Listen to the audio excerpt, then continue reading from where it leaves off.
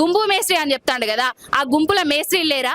సున్నం దొరుకుతలేదా, లేకపోతే సిమెంట్ దొరుకుతలేదా, కాంక్రీట్ దొరుకుతలేదా? Welcome to Telangana Velugu. ప్రస్తుతం మనతో పాటు బీఆర్ఎస్ పార్టీ సీనియర్ నాయకురాలు పవన్ గౌడ్ గారు ఉన్నారు. పవన్ గౌడ్ గారు, 182 స్థానాలకి 117 స్థానాలు గెలుస్తాం, భద్రాద్రి రాముడి మీద ఒట్టు.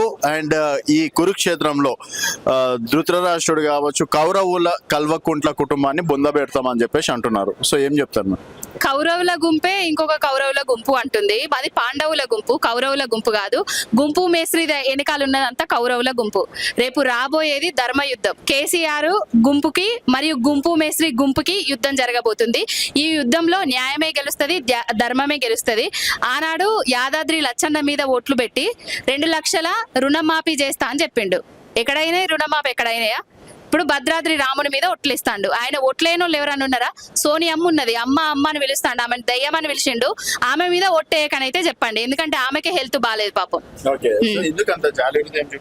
ఇక జాలి అంటే మునిగిపోయే నావా అది. ఇక ఇంకో 20 ఏళ్ళ దాకా కూడా లేచే పరిస్థితి అయితే లేదు.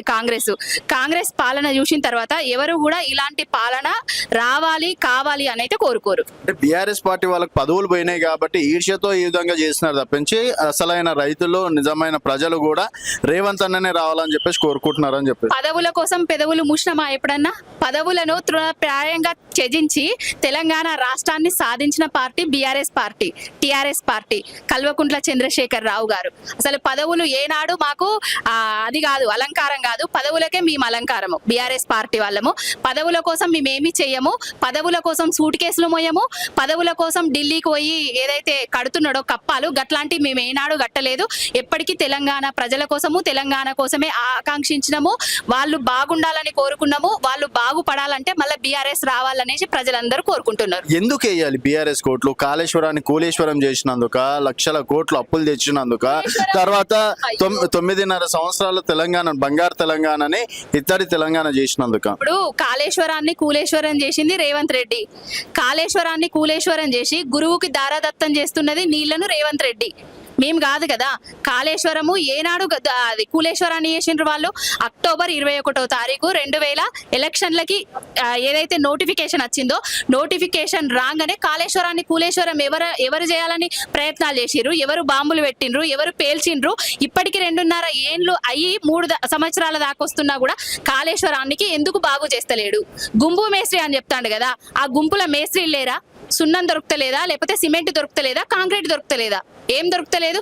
బంగారు తెలంగాణను బాపు కేసీఆర్ గారు చేస్తే, పసిడి పంటల తెలంగాణను బాపు కేసీఆర్ గారు చేస్తే, రైతుల రాజ్యాన్ని తెలంగాణ రాజ్యాన్ని చేస్తే, ఇప్పుడు రైతులు ఏడ్చే రాజ్యాన్ని, రైతులు చచ్చిపోయే రాజ్యాన్ని, తెలంగాణను ముంచే రాజ్యాన్ని గుంపు మేస్త్రి తెచ్చిండు. ఆనాడు చెప్పినాం, ఆనాడు వాడుకున్నాం మస్తు. ఏమని వాడుకున్నాం? గంగమ్మ గురించి వాడుకున్నాము, కృష్ణానది గురించి వాడుకున్నాము. మన దగ్గర గంగమ్మ 600 కిలోమీటర్ల మేర పారుతుంది, కానీ మన చేన్లు, మన చిలకలు మాత్రం ఏడారిగా ఉంటాయి. ఇప్పుడు మళ్ళా గుంపు మేస్త్రి గుంపచ్చి మళ్ళా గదే ఏడారిని చేస్తుంది. మీరు ఎన్నిసార్లు గుంపు మేస్త్రి అన్నా, ప్రజల గుంపుకి నేను మేస్త్రినే, నన్ను ఎన్ని తిట్లు తిట్టినా కూడా. రాక్షస గుంపుకు గుంపు మేస్త్రి, ఆయన ప్రజల గుంపుకు గుంపు మేస్త్రి కాదు. ఎన్నిసార్లు గుంపు మేస్త్రి అని గుర్తు చేసినా కూడా ఆ మేస్త్రి చేసే పనులైతే ఒక్కటి కూడా చేస్తలేడు. అయితే మేడం, రేవంత్ రెడ్డి గారు బీఆర్ఎస్ పార్టీ రాదంటున్నారు, కల్వకుంట్ల కవిత గారు బీఆర్ఎస్ పార్టీ పని అయిపోయింది, జన్మలో రాదని చెప్పేసి కవిత గారు అంటున్నారు. బీజేపీ అదే మాట మాట్లాడుతుంది. సో ఇక్కడ కవిత మాట్లాడటం అనేది హాట్ టాపిక్ గా మారింది. వారి ప్రయోజనాల కోసం వాళ్ళు మాట్లాడుతున్నారు, కానీ తెలంగాణ ప్రయోజనాల కోసం తెలంగాణ ప్రజలు మళ్ళా బాపు కేసీఆర్ గారే రావాలని అనుకుంటున్నారు. ఇప్పుడు రేపు రాబోయే ధర్మ యుద్ధంలో గెలిచేది నిలిచేది బీఆర్ఎస్ పార్టీ, కాబోయే ముఖ్యమంత్రి కల్వకుంట్ల చంద్రశేఖర్ రావు గారు. కన్ఫర్మ్, అది రాసి పెట్టుకోండి.